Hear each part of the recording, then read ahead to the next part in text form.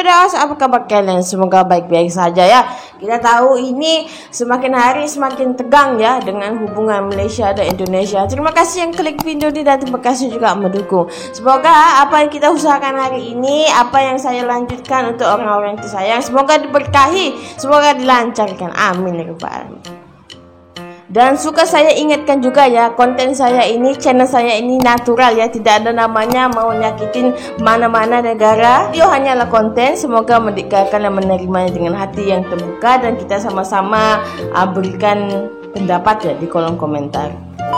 Sama apa yang dirasakan saat ini, yang mana kita tahu kadar kemiskinan di Indonesia masih dirasakan, masih ada namanya buktinya. Ini bukan namanya mengata sesuatu yang buruk ya, tapi itu adalah kenyataan. Yang dibanding Malaysia katanya sudah maju ataupun apa, tapi sayangnya mulut jahat manusia itu tidak bisa kita kawal ya, tidak bisa kita tahankan. Ini gara-gara ada isu Malaysia menyatakan Indonesia ini miskin, dan ada yang berkata sampai Menteri Indonesia sendiri peringatkan Malaysia ya, jangan kecilkan Indonesia. Dan saya setuju untuk itu. Kadar kemiskinan ini berlaku boleh jadi gara-gara negaranya terlalu besar, bukan negara yang tidak mampu ya menurutku.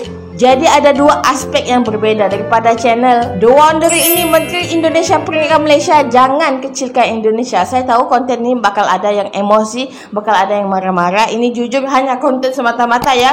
Pro dan kontranya nanti kalian komen di bawah. Let's go to the video. Let's go.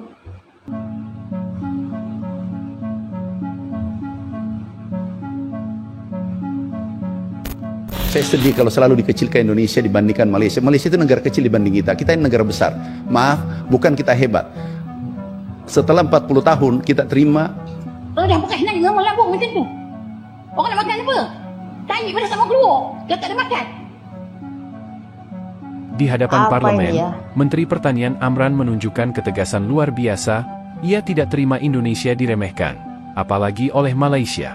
Dengan suara lantang, ia menyampaikan bahwa pertanian Indonesia kini jauh lebih maju. Pak Cik Malaysia harus siap menerima kenyataan pahit itu, dan harus lapang dada karena negaramu akan mengimpor beras serta belajar teknologi pertanian dari Indonesia. Menteri Amran memperingatkan, jangan lagi meremehkan Indonesia. Indonesia tak akan mengekspor beras, tak mampu lagi nak ekspor. Menteri sendiri pun putar belik. Bila dia bercakap sendiri dengan wartawan, dia kata Malaysia minta import beras daripada Indonesia. Janganlah menteri ya, menteri Indonesia ni, saya cakap kepada menteri Indonesia ni, kalau bodoh jangan jadi menteri. Orang Indonesia 300 juta, kenapa pilih orang bodoh menjadi menteri? Kamu menteri yang suka. Guys, menurutku ya, generasi saat ini pasti banyak yang anti dan membenci Malaysia gara-gara pejabat-pejabatnya. Kadang orang-orang yang tua sebegini tidak ada pikiran ya, berkata tanpa berfikir, menghina tanpa sadar diri, dan ini buktinya. Berhalusinasi. Saya sedih kalau selalu dikecilkan Indonesia dibandingkan Malaysia. Malaysia itu negara kecil dibanding kita. Kita ini negara besar. Maaf, bukan kita hebat. Setelah 40 tahun kita terima medali Agricola. Itu dari FAO, dan kita terbaik dunia untuk food security. Dan itu tidak bisa dibantah karena bukan kita yang menilai, mereka menilai. Kakao kita nomor 3 setelah Pantai Gading dengan Ghana. Kemudian kelapa kita nomor 2 dunia. Sawit kita 58%. Kita menguasai dunia, mensuplai dunia. Jantungnya ini dunia untuk pertanian ya Indonesia.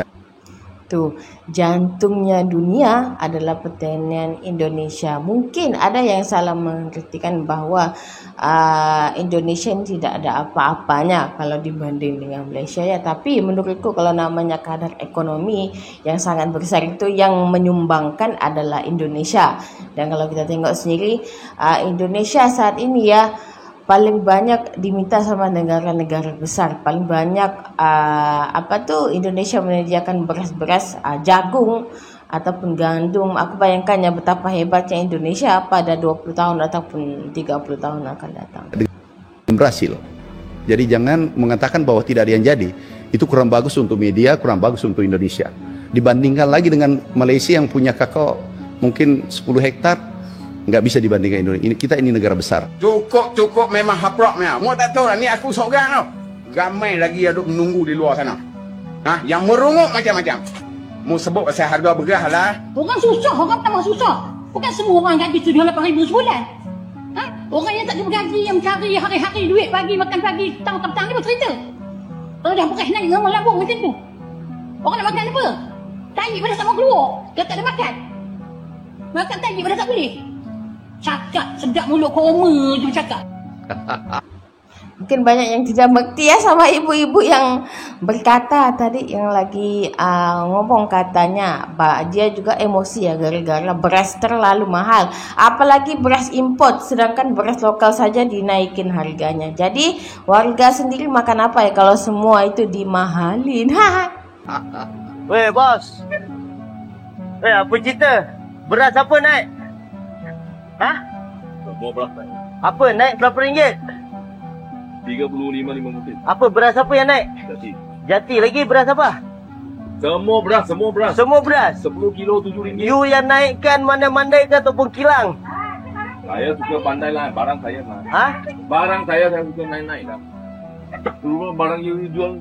Sekarang saya tengah rekod weh. Saya tengah rekod. Saya mau tahu siapa yang jual.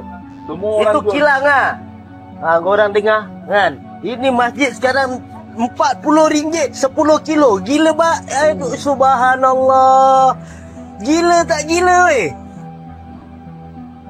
Tolonglah. Ini sampai emosi ya. Warga Malaysia sendiri gara-gara beras lokal itu dinaikin sama yang toko-toko yang menurut saya tidak masuk akal dan tidak ada namanya tindakan daripada kerajaan Malaysia. Pihak berkuasa tolonglah pantau harga. Janganlah suka-suka bagi naik. Ni beras kot untuk makan. Semua orang makan, rakyat makan, Perdana Menteri makan. Weh, gila ke beras macam ni RM40 10 kilo? Baik aku makan ubi kayu daripada makan beras. Korang nilai sendiri. Harga barang naik mendadak. Gaji tak naik-naik. Baru balik beli barang ni. Ini beras naik lagi ni. Siapa yang pegang beras kat Malaysia ni Panas pula hati aku. Asyik naik je dia naik-naik. Suka hati dia je. Sampai ada yang mending makan ubi kayu ya guys. Ada yang salah satu menteri itu berkata juga begitu guys. Kalau tidak mampu beli beras makan ubi kayu aja. Itu menterinya tuh harus ditutup matanya biar enak. Kalau dia pegang beras kat sini, kau bagi aku pula pegang, kau pula beli beras. Abang kau tahu macam mana kata dia.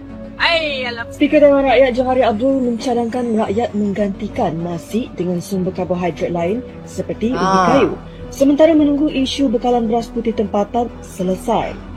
Beliau berkata ubi kayu dilihat mampu menjadi alternatif terbaik sebagai sumber karbohidrat disebabkan khasiatnya yang lebih tinggi berbanding beras. Beliau berkata demikian selepas meninjau program jualan termurah Madani di Bandar Perdana Sungai Petani bersama Ketua Task Force Pemantauan. Guys, bayangin aja nih ya, orang-orang atasan aja menyatakan hal sebegitu yang menganggap Malaysia ini tidak mampu beli beras malah makan ubi kayu ya. Ini menterinya nih emang tidak tahu diuntung.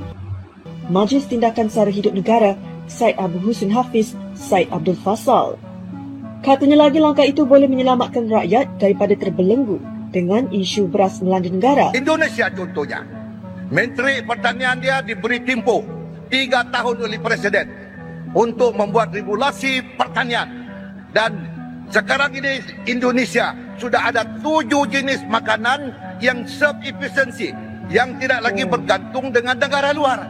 Kita semua dari A sampai Z harap negara import kepada kita. Kita ekspor makanan ini bukan berlaku saja di negara kita, bahkan berlaku di negara jiran termasuk Indonesia. Saya masih sedar, yaitu di Indonesia pada satu ketika harga cili padi mencecah kepada $40 1 kilo. Wah. Jadi ukuran daripada peristiwa-peristiwa itu, maka presidennya pada satu ketika mengarahkan Menteri Pertanian untuk membuat transformasi pertanian.